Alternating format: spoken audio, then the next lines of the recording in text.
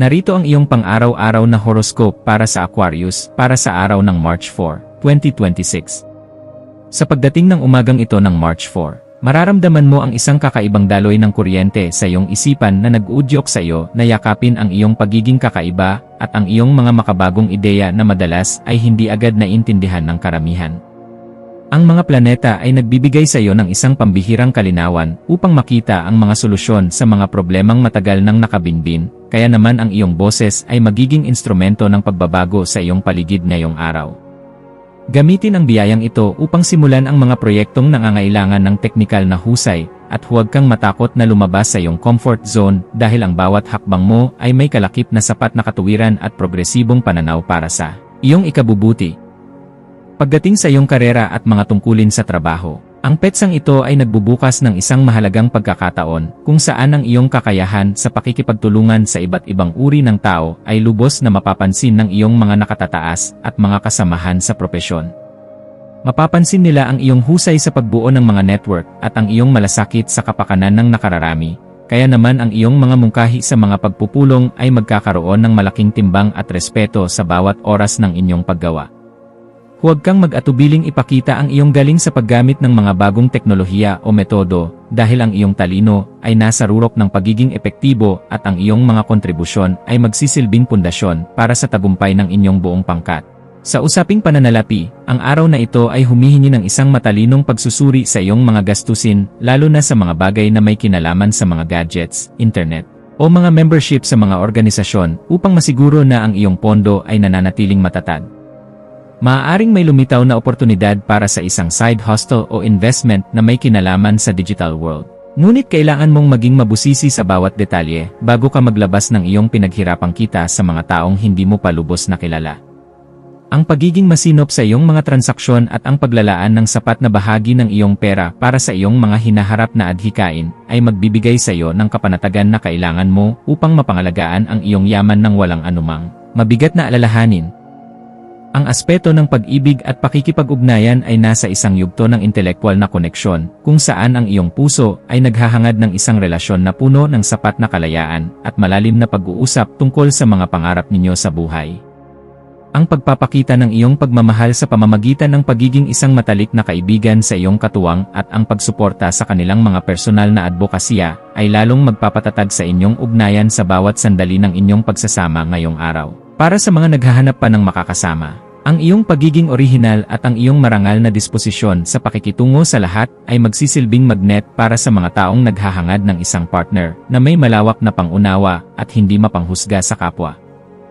Ang iyong kalusugan ay dapat maging isa sa iyong mga pangunahing prioridad sa pamamagitan ng pagbibigay ng sapat na atensyon sa iyong sirkulasyon at sa iyong mga bukong-bukong na maaaring makaramdam ng pagod dahil sa iyong matinding pagkilos at pag-isip sa maghapon. Ang iyong katawan ay humihiling ng sapat na pahinga mula sa ingay ng teknolohiya at mga pagkaing nagbibigay ng likas na sigla upang mapanatili ang iyong ningning habang tinatapos mo ang iyong mga obligasyon ng may sapat na kagaanan ng loob.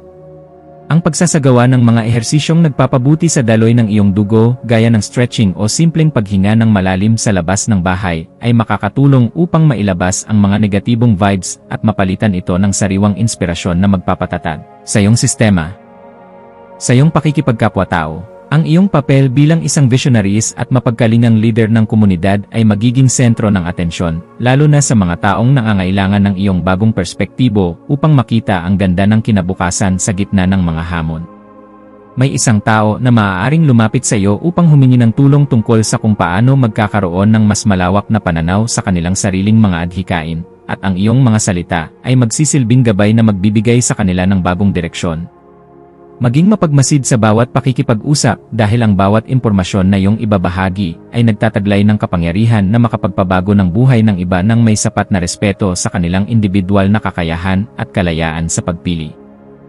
Ang iyong malikhaing isipan ay magkakaroon ng pambihirang kislap sa hapon, lalo na sa mga gawaing may kinalaman sa pag-imbento, pagsusulat ng mga blog, o anumang paraan ng pagpapahayag na nagpapakita ng iyong pagiging radikal at mapanuri sa bawat aspeto ng iyong sining sa buhay. Huwag mong limitahan ang iyong sarili sa mga nakagawiang pamamaraan lamang. Bagkus ay subukan ang mga makabagong estilo na magpapakita ng iyong galing habang pinapanatili ang kalidad at dangal ng iyong mga gawa para sa iyong sariling kagalakan at kasiyahan. Ang pagbuo ng isang bagay na may layuning magbigay ng kagaanan at inspirasyon sa nakararami ay nagbibigay sa iyo ng ganap na tagumpay na sadyang napakahalaga para sa iyong emosyonal na pag-unlad bilang isang tao. Para sa pamilya, asahan ang isang kaganapan sa loob ng tahanan na mangangailangan ng iyong pagiging mahinahon upang maging maayos ang takbo ng inyong samahan sa kabila ng mga posibleng tensyon tungkol sa inyong mga kakaibang plano o pananaw sa buhay. Ang iyong presensya ay magbibigay ng kagaanan dahil kaya mong magpaliwanag sa paraang lohikal at may sapat na pagkilala sa pangangailangan ng bawat miyembro ng iyong pamilya sa bawat oras ng inyong pagsasama-sama sa loob ng bahay. Maging mapagpatawad sa mga pagkukulang ng iyong mga mahal sa buhay at maging isang gabay na laging handang protektahan ang kanilang kalayaan, dahil ang matatag na pundasyon sa loob ng tahanan ang tunay na lakas na magtataguyod sa iyo sa bawat hamon. Ang iyong intuwisyon ay magsisilbing isang matalas na kumpas sa pagpapasya tungkol sa isang bagong oportunidad na may kinalaman sa iyong personal na paglago o sa pagpapaganda ng iyong sariling kasanayan sa pakikipag-ugnayan sa mga grupo ng tao. Kung may nararamdamang udyok na ayusin ang iyong digital space o bumili ng mga kagamitan na magpapadali sa iyong mga gawain sa araw-araw, gawin ito ngayon dahil ang daloy ng enerhiya ay pabor sa mga gawaing nagdadala ng bagong simula. Ang iyong panloob na boses ay malakas na nagpapaalala na handa ka na para sa isang mas mataas na antas ng kaganapan sa iyong pagkatao. Kaya pakinggan ito, at huwag hayaang ang mga alinlangan ay humadlang sa iyong asenso patungo sa tagumpay. Sa aspeto ng edukasyon at pagkuha ng karunungan, ang iyong isipan ay magiging kasing talas ng isang kidlat na handang unawain ang bawat komplikadong impormasyon upang mahanap ang pinakaugat ng katotohanan sa iyong mga pinag-aralan ngayong araw. Gamitin ang panahong ito upang magbasa ng mga materyales na magpapalawak ng iyong pangunawa sa mga usaping siyentipiko, sosyolohikal, o sa mga bagong teknolohiya dahil ang mga ito ay sadyang makakatulong sa pagpapabuti ng iyong sariling disposisyon. Ang bawat impormasyon na iyong matututunan ay magsisilbing hiyas sa iyong isipan, kaya huwag kang titigil sa paghahanap ng liwanag hanggang sa marating mo ang ganap na kalinawan na iyong matagal nang hinahanap para sa iyong seguridad at kagaanan ng loob. Iwasan ang pagiging masyadong detached o malayo ang loob sa mga emosyonal na usapin upang hindi ka makagawa ng maling impresyon sa mga taong nais lamang makipagtulungan sa iyo nang may malinis na hangarin sa bawat sandali. Ang pagpapanatili ng isang balanse sa pagitan ng iyong lohika at ng iyong pagiging mahinahon sa pakikitungo sa damdamin ng iba ay isang kasanayan na dapat mong pagtuunan ng pansin ngayong araw upang mas lalo kang irespeto ng lahat. Ang pagpili sa kung ano ang nakakabuti sa iyong pangmatagalang mitiin ng hindi isinasakripisyo ang iyong mga prinsipyo ay magbibigay sa iyo ng mas mabilis na resulta at mas malalim na kagalakan sa bawat sandali ng iyong pagkilos sa anumang larangan. Ang iyong espiritual na aspeto ay nangangailangan din ng pagkalinga sa pamamagitan ng paghahanap ng sandali ng katahimikan sa gitna ng iyong abalang schedule upang muling makakonekta sa iyong panloob na lakas na nagbibigay ng direksyon sa iyong buhay. Ang pagninilay-nilay tungkol sa iyong mga tunay na hangarin ay magbibigay sa iyo ng sagot kung bakit kailangan mong maging matatag at kung paano mo magagamit ang iyong talino para sa kabutihan ng iyong sarili at ng iyong kapwa-tao. Ang pagpapasalamat sa bawat biyaya, maliit man o malaki, na iyong natatanggap ay magbubukas ng pinto para sa mas marami pang milagro, kaya panatilihin ang iyong integridad at ang iyong pagiging marangal sa lahat ng pagkakataon na ibinibigay sa iyo. Maging mapagmasid sa mga dokumento, email, o mga mensaheng iyong matatanggap ngayong hapon, at siguraduhin na naintindihan mo ang bawat detalye bago ka magbigay ng iyong pagsang-ayon upang maiwasan ang anumang aberya sa iyong mga transaksyon sa hinaharap.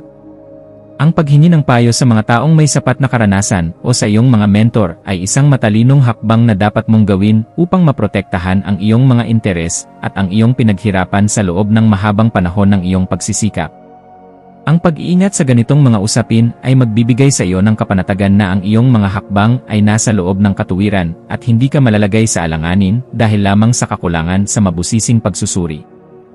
Sa pagdating ng gabi, maglaan ng oras upang ayusin ang iyong kapaligiran at ang iyong isip sa pamamagitan ng paggawa ng mga bagay na nagpapakalma sa iyong sistema gaya ng pakikinig sa musika o pag-aaral ng isang bagong software. Ang kaayusan sa iyong kapaligiran ay direktang nakakaapekto sa iyong pakiramdam. Kaya ang pagliligpit ng iyong mga kagamitan at ang pag-aayos ng iyong kwarto ay makakatulong upang maalis ang mga tensyon sa iyong isipan na dulot ng sobrang pagpapakapagod sa iyong mga gawain. Ang pagpapasalamat sa bawat tagumpay na iyong nakamit sa araw na ito ay magpapanatili sa iyong positibong disposisyon, na siyang magsisilbing magnet para sa mas magagandang balita na darating sa iyong pintuan bukas para sa iyong patuloy na ikaunlad. Bilang huling payo para sa iyo, laging tandaan na ang tunay na lakas ay matatagpuan sa pagkakaroon ng isang mapayapang puso na laging handang umunawa sa sarili at sa ibang tao nang may sapat na pagmamahal sa bawat sandali ng iyong pagkilos. Manatiling nakatutok sa iyong sariling landas habang nagpapakita ng malasakit sa mga taong nasa paligid mo, dahil ang kaganapan ng iyong pagkatao ay matatagpuan sa pagbabahagi ng iyong liwanag ng may dangal sa lahat ng pagkakataon na ibinibigay sa iyo. Hayaang ang liwanag ng karunungan ang maging gabay mo sa pagtahak sa daan ng iyong mga adhikain, at maniwala ka na sa bawat pagsusumikap mo na magpakita ng kabutihan, mayroong magandang bukas na naghihintay para sa iyo.